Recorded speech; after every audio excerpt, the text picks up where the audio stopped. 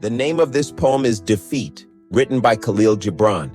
Have you ever heard this poem? Defeat, my solitude and my aloofness. You are dearer to me than 1,000 triumphs, and sweeter to my heart than all world glory.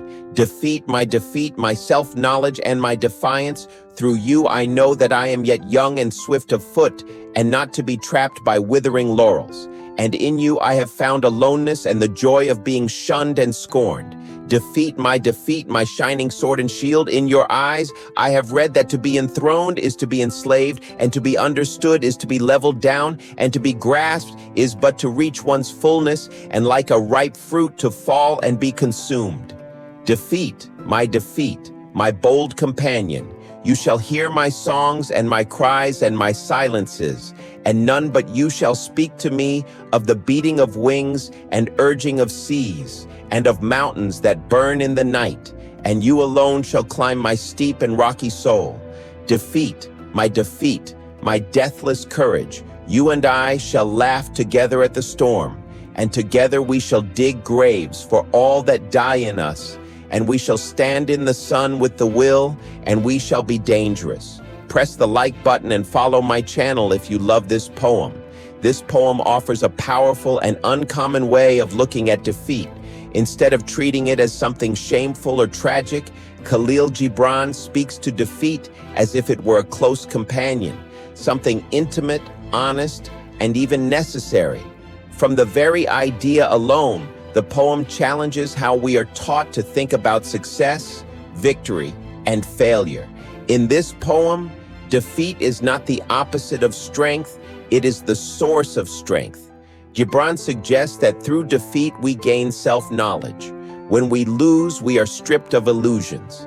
Titles, applause, and praise fall away, leaving us face to face with who we truly are. That moment of exposure, though painful, is deeply liberating. The poet connects defeat with youthfulness of spirit. To be defeated in this sense is to remain unchained by false victories and empty honors. Success can trap us in comfort and pride, but defeat keeps us moving. It keeps us swift, awake, and alive. Gibran reminds us that clinging to past triumphs can cause the soul to wither, while defeat pushes us toward growth. There is also a strong theme of solitude in this poem. Gibran speaks of being shunned and scorned, yet he does not resent it. Instead, he finds joy in aloneness. Solitude becomes a place of clarity rather than loneliness.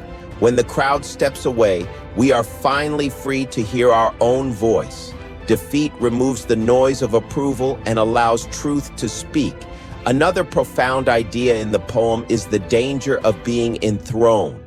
Gibran suggests that power and praise can become a form of slavery. To be understood by everyone is to be reduced, simplified, and confined. Defeat, on the other hand, allows complexity. It allows depth. It gives the soul room to expand without needing validation. The poem also speaks about surrender, not as weakness, but as fulfillment. Like a ripe fruit falling, defeat becomes a natural and necessary stage of life. It is not an ending, but a transformation. When something falls, it nourishes something else. Loss feeds wisdom. Pain deepens awareness. Gibran describes defeat as both a sword and a shield. This is important. Defeat cuts away what is false, but it also protects what is essential. It teaches discernment. It helps us recognize what truly matters and what was only borrowed pride. Through defeat, the poet becomes fearless, not because he cannot be hurt, but because he has already faced hurt and survived it.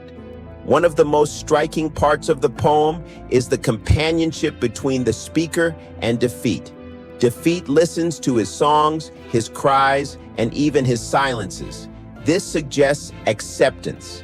When we stop running from failure and instead listen to it, we begin to understand its lessons. Defeat speaks of deep forces, wings, seas, burning mountains, symbols of inner power and transformation. In the final movement of the poem, defeat becomes courage. Not loud courage, but deathless courage. The kind that laughs at storms, buries what no longer serves us, and stands in the sun with intention. This courage is dangerous, not in a destructive way, but in a truthful way. It is dangerous to systems built on fear, conformity, and shallow success.